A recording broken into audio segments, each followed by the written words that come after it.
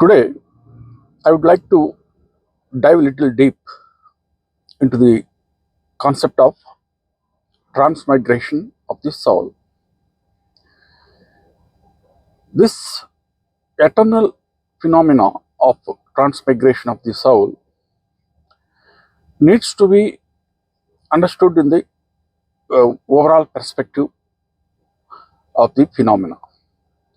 Otherwise, what happens is people tend to look at it in isolation, in the piecemeal, and because of this, generally people lack clarity on this concept. Yes, although they all understand the broad concept, say that we keep taking rebirth again and again, but that is not all about it. You need to see the essence, understand the essence of it, and by understanding the essence of it, it will have a different impact on your life somewhere else. I will arrive at this conclusion by giving a, an example about my own self. As you all are aware, most of you, I have served in the Indian Army for more than 3 decades,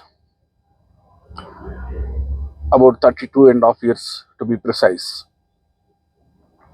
During my long service in the Army, I was being transferred from one place to another place very frequently.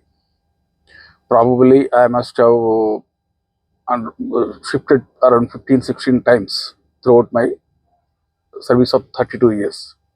Yeah, the movement is to be once in every 2 years on average. So what has to happen when I'm, let's say, moving from place? I've initially been posted to a place A. I find a different environment there, and I used to live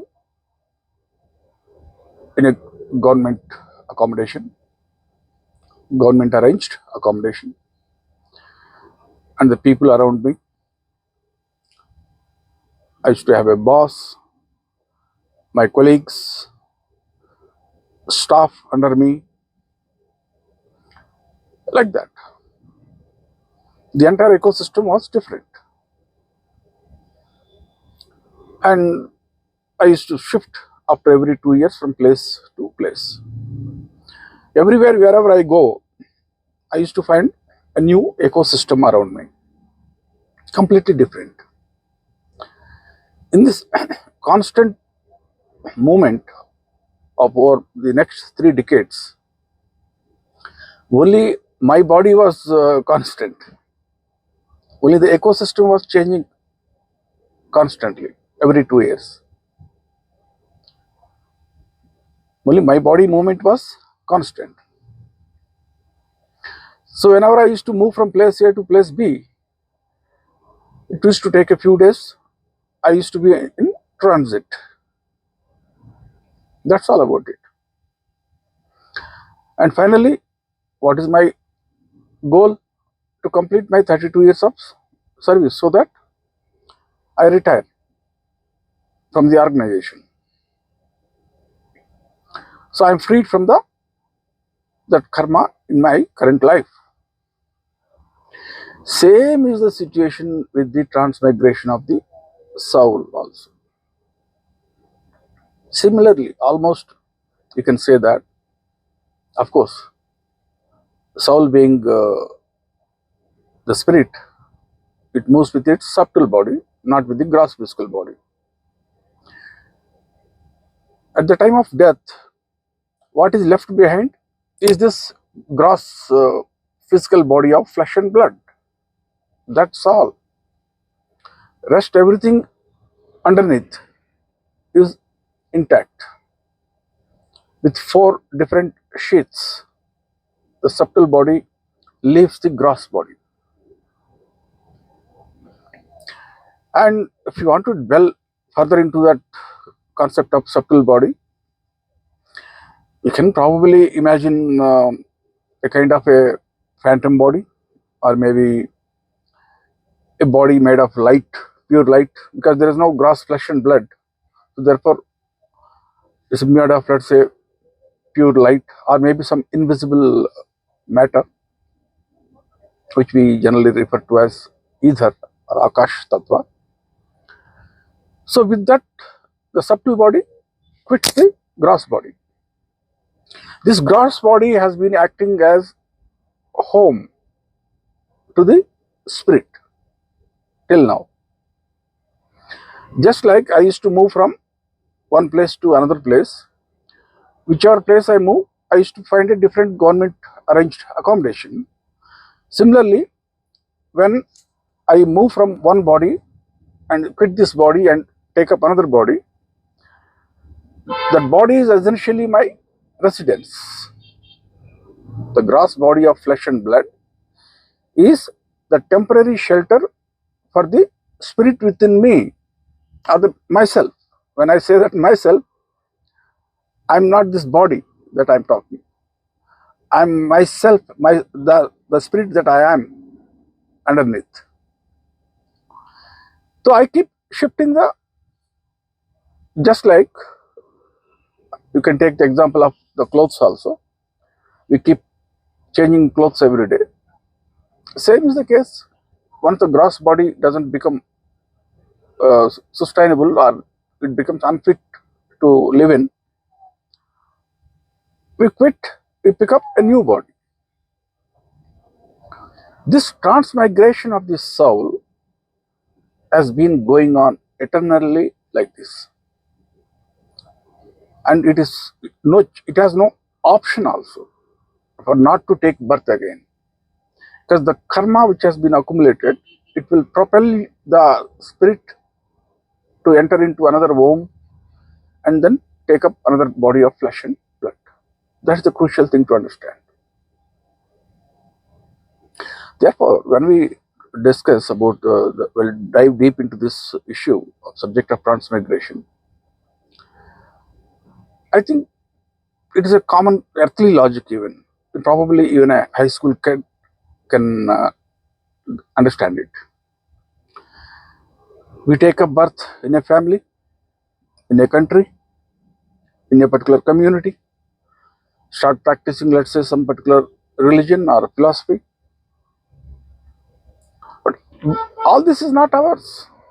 We are only here temporarily. Soon after a few years, I'll be quitting this body. That's it.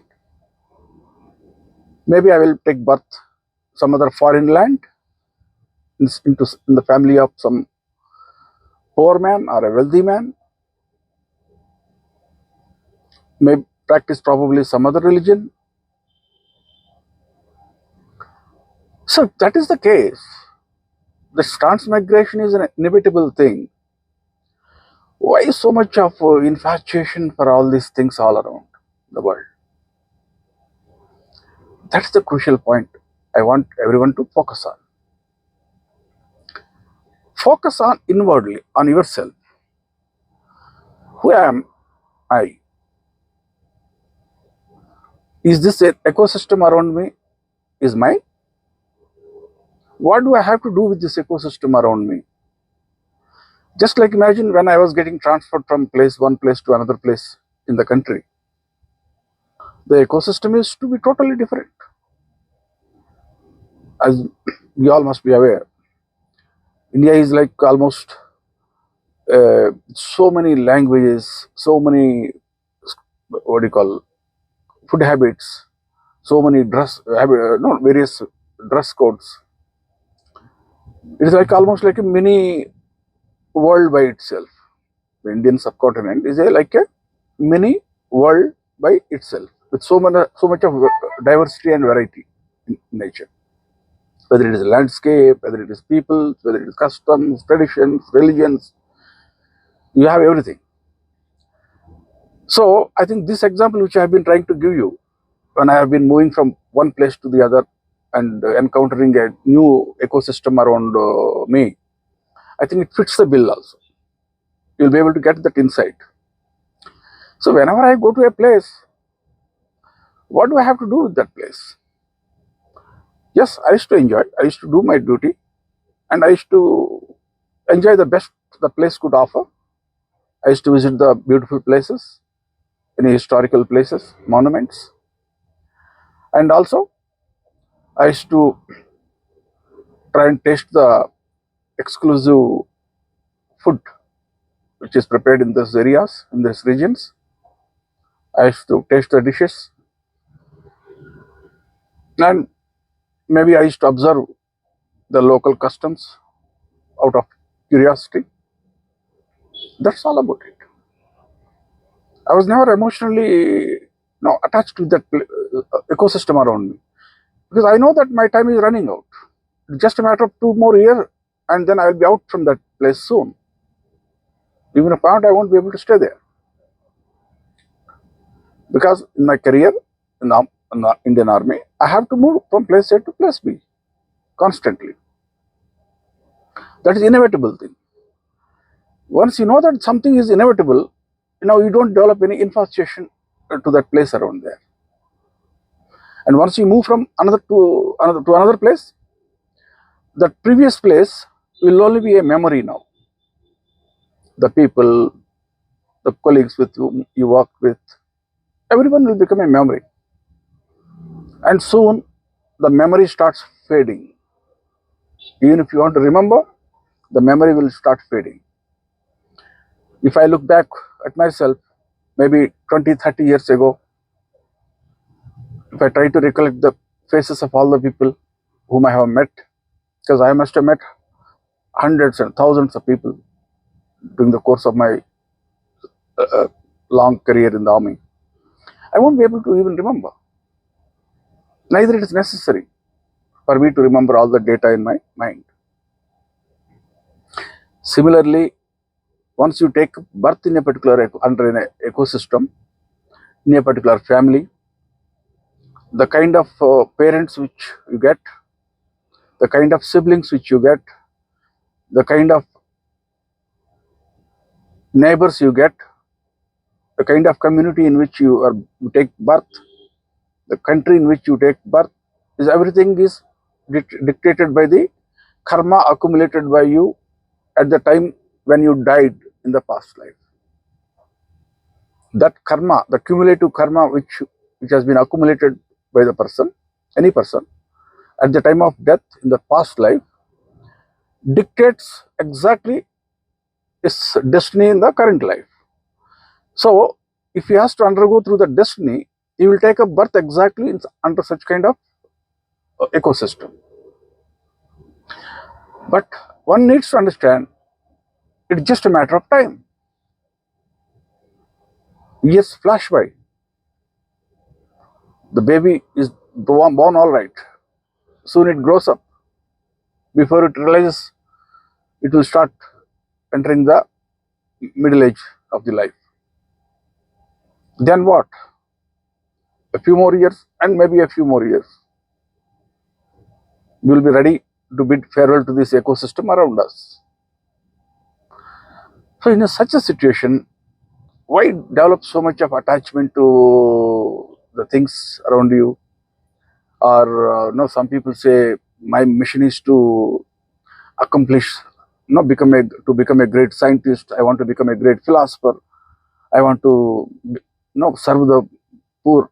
I want to rather serve my country. Nothing matters after you quit the body. Maybe you will be taking up births in some other foreign land. All this will be a memory for you. Maybe at the best, I think what makes sense, yes, enjoy your current life, enjoy the goodies of the current life, which whatever it has to offer. Of course, at the same time, you will have to bear through the problems created by the life for you also. And that's it. Because I know that I don't belong here. This ecosystem around me is not mine. I am the spirit eternal. I keep changing my home, that is my body. I will keep changing my ecosystem around me. When I say ecosystem around me, means I keep changing, obviously, my family, my friends, my neighbors, everything. Why I'm saying all this is there's nothing new as such which I have talked to you about today, about this phenomenon of transmigration of life. The more it is drilled into your mind, the more you become aware of that yourself. The more aware you will be about the reality. That's what we call it as spiritual awareness. That's my sole intention of trying to repeatedly convey this concept of transmigration to all of you. The more you are conscious of this fact, the less you will be impacted by the world around you. Because this world, you don't belong here. This world is not yours. You are the eternal spirit. Who knows, today you may be taking birth in India, in the next life you may be taking birth in a country like Japan or maybe in African continent. You don't know. So how can you say that this ecosystem is mine? Today you have your family. Soon after you quit this body, you will be born into some other family. Similarly, in your last birth, you must have been born in some other family and those descendants must be still alive now. Even if you happen to get that insight into your past life and you go and announce to them, gentlemen, actually I am your ancestor from your past life. They may be curious for 1 or few days at the best. Then that's it. There won't be any emotional connect between you and your past life family. Just give it a thought. Intellectually, just give it a thought. Imagine the situation for yourself. In your past life, you must have been a rich man, acquired a lot of properties. You must have had a big family, and you have quit your body. And in this birth, you happen to take up birth in a poor man's family somewhere, but you have that past knowledge of your past life, and you go searching for your past family. That's by the time you have grown up as a young man, by 25, 30 years, let's say, your children also would have become old now. Children in the past life, they would have become old. You try and go and contact them, saying that actually I am your ancestral father in your past life, and even remind them of the events. Maybe they may become curious because they may wonder how you know all this. But then there won't be any emotional connect. Because in this current life, your gross body is different, your appearance is different, you are taken birth under different circumstances. So this you got to understand and constantly keep at the back of your mind. Then this attachment to the world around you will start getting diluted. And start using the word again. The attachment or infatuation you have to the things around you in this world, in the current lifetime, they start getting diluted. Whether it is relationships, whether it is your passions, or whatever you call it, goals whatever you want to achieve, all that will take a backseat and start getting diluted. And you will start becoming free from your karma. So that's what I wanted to convey. The goal is to free yourself so that you don't have to take up birth again and again. Like otherwise, how long I keep changing your bodies? Just like I was traveling from all over the country of every 2 years. My aim is to finish off my career, complete my retirement, till my retirement, complete my service, and free from the organization, so that I don't have to keep moving around the country under compulsion. Same is the case here also. The aim is to be free, not to take, so that the necessity of taking birth again is not is there. And that is possible only if your karma is exhausted. Because karma acts as the fuel.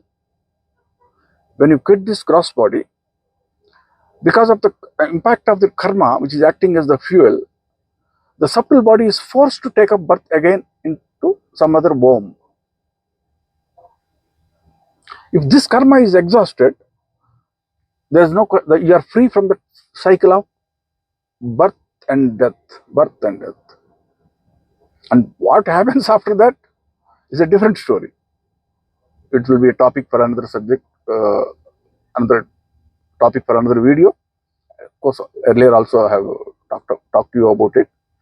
Because essentially, anyone who has become free from the karma is now free from the cycle of birth and death. You want to use any word for that. Call it moksha, call it enlightenment, call it you have been delivered, or call it whatever it is, salvation. Use any word, technology, any terminology. I am not only talking purely from the point of yoga, technical point of view. It is a freedom from the cycle of birth and death. What happens after that, we will deal with it when we get there. This is not my problem, neither your problem, should be your problem in the current lifetime. First, break the cycle, free yourself from the cycle of birth and death, and then we will deal with what happens after that when we get there. So that's all I wanted to talk to you today about the transmigration of the soul. But I have restricted myself to only our human birth. I have not talked about the transmigration of the spirit along the verticals. When I say verticals, they say that the entire cosmos, in this world system, we have got 14 planes of existence. And starting from the top, Earth is at the 7th one. And below the Earth, or earthly plane of existence, there are 7 more planes of existence. Call it nether worlds or whatever name you want to give. And similarly, there are 6 planes of existence above the earthly plane of existence. So obviously, there is a lot of transmigration going on up and down this vertical also. And that vertical generally referred to as Mount Meru in Sanskrit literature. So anyway, that's that's a subject for another topic. So I have not talked about anything about the transmigration of the soul from one plane of existence to the other and then back. I am only restricting myself to the earthly plane of existence. And of course, when I say that earthly plane of existence, when a human being quits this gross body, there is no guarantee that it is not sacrosanct either, that he will take up birth again in human body only. No. It depends upon the karma accumulated by the person. He may take up birth as a street dog or even a wolf. Suppose he has died with an unsatisfied hunger. Generally, it is said, with whatever thought a person quits the gross body, he ends up finding that same ecosystem, so that unfulfilled desire is fulfilled. Maybe he will take up birth as a wolf. So therefore, remember this thing. There is no guarantee. It is not sacrosanct that human birth. Yes, a human being has evolved to that level after having undergone through millions of countless lifetimes in various animal wombs. But then he has started taking birth as a human being. Then he has started taking birth as a human being also for quite some time, millions of times. But that doesn't mean that he will not go back into the animal kingdom again. There is no guarantee on that. He may go back again. Of course, he may not stay there for quite some time. Maybe he will take up birth as a dog or a wolf or some other animal. And after 2-3 times, he will take up birth like as an animal and then come back to start taking birth as human being. Or maybe he will undergo through just one life as an animal and he may come back take birth as a human being. And incidentally, this explains why there is various fluctuations in the population. Just imagine 100 years back, so many human beings were not there. So where were they at the time? When I say that spirits are eternal, souls are eternal, where were those extra human beings who are there today? Where were they 100 years back? Today the population of the earth is around 8 billion. Let's say about 100, 200 years back it was only 4 billion. So where has that extra 4 billion come from? This theory of transmigration of the soul, it explains. Obviously they must all got upgraded from the animal kingdom to the as human beings. Similarly, when we say population of a species is dying down, let's say tigers are dying down, where the tigers are going? Mind you, spirit is not going anywhere. The subtle body is not going anywhere. It must have getting upgraded into some other animals. As an animal, it must have been taking birth as some other animal, or maybe as a human being, who knows? That's the reason why there is so much of fluctuation in the species in the animal kingdom. Suddenly you will find some animal kingdom numbers are increasing, and sometimes the species is dying down and it becomes extinct finally. Similarly, the human population also. There is an explosion of human population, and then suddenly there will be decrease also. As you see nowadays, so many countries the fertility rate has gone down. The population size is shrinking because of this transmigration phenomenon. Okay, this is more of a social problem. I'm not interested in that, of course, and that's not my intention to convey these social problems to you. My intention is purely to bring about the kind of spiritual awareness which one should develop. And if you understand this concept of transmigration of life, your mind will open up, your horizon will broaden, and you stop getting impacted by the world around you with infatuation and passion. Wish you all the best. That's all about it.